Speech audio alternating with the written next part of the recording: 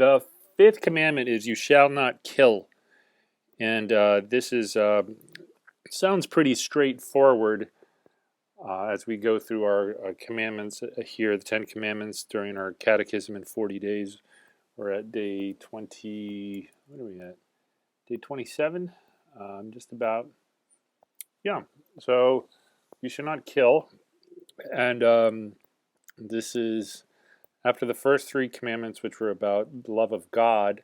We begin the concluding 7 commandments, which are about love of neighbor.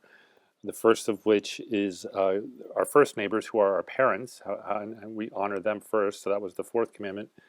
And then this regards the love we are supposed to have for the life of our neighbor, for life itself, and how we shall not kill. So again, it sounds straightforward enough. Although it might be worth mentioning that oftentimes, for instance, it's objected. Well, what about self-defense, or what about warfare, lethal defense in warfare, etc. And those are always understood as the church has always understood that as permitted, so long as the cause is truly just and the proportions are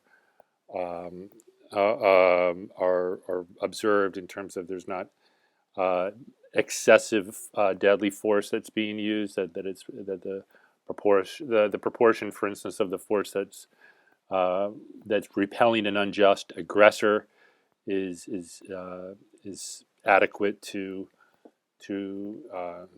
protect the person from the threat. For instance, if the threat could be a threat of life, then lethal force could be required in repelling that threat. And so it would not be a case of violating the commandment not to kill if you're preserving your life from the aggression of a predator, or the life of someone in your family. And so self-defense is excused, as goes for the case of the defense of the common good, which the state has the responsibility to safeguard in the case of military involvement, or even the application of certain punishments, which are understood as capital. Although there's recent controversy, which we won't get into right now, about this.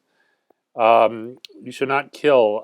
It also, and our Lord is also clear, however, in the Sermon on the Mount, which that this refers not just to wishing or intending and accomplishing death in somebody, but also even just wishing harm towards someone. Hatred or anger in your heart is tantamount to wishing someone were dead. And we can be pretty nasty towards other people in this regard, and so our Lord excludes that as well. It's important to know that limitation that our Lord imposes as the fulfillment of this commandment. That it's not sufficient to say, "Well, I haven't killed anybody." Yeah, but if we're a hateful person and we're going around and just making life utterly miserable for everyone through our own arrogant, destructive behavior, then okay, fine, we might not leave a wake of bodies behind us, but we might nevertheless be just every bit as destructive through how we despoil our neighbor with our envy and our hatred and our bitterness. So we have to really guard against that.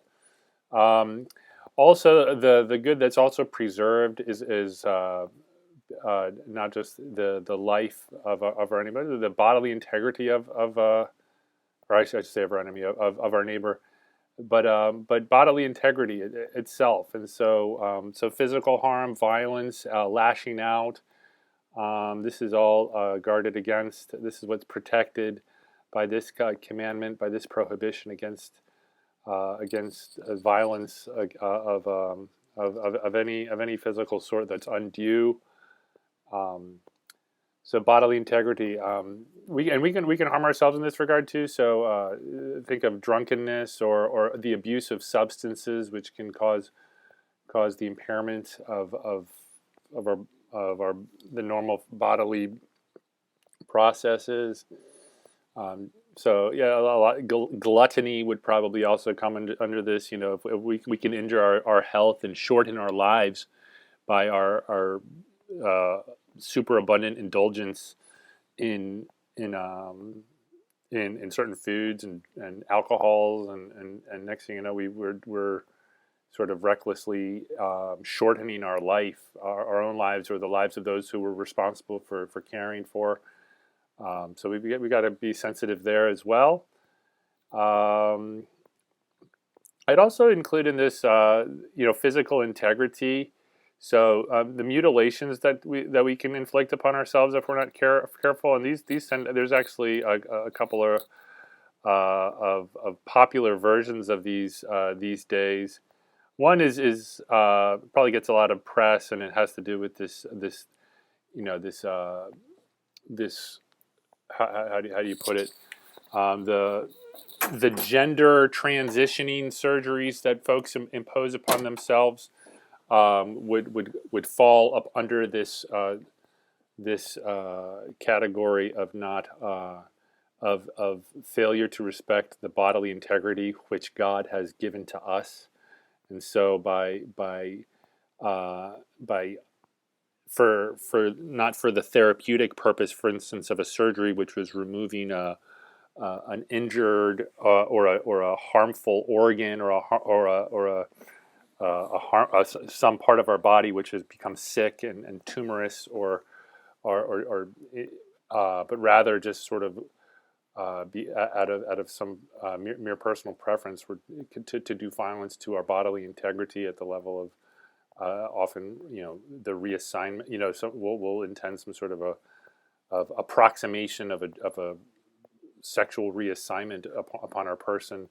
That's excluded here, as is other. I mean, what would be a vasectomy comes to mind as well. This perfectly healthy organ, our reproductive organs, which are functioning in a perfectly healthy manner, which we have determined it's time to eliminate their use. And so, even if God has given us healthy organs, we've decided we're going to remove them and disrupt and do violence to our own bodily integrity in that regard. So, tubal ligation, when if a woman were to get her tubes tied, or a guy were to get himself a vasectomy, these would be excluded also. Of course, procuring surgical abortion. This is a direct violation against the life of an unborn child. This would be excluded. Certain contraceptives as well function in this same regard, because they serve to expel the even a newly conceived embryo that would result from a pregnancy, that would result from sexual the coming together there in sexual union. And so there's certain contraceptives which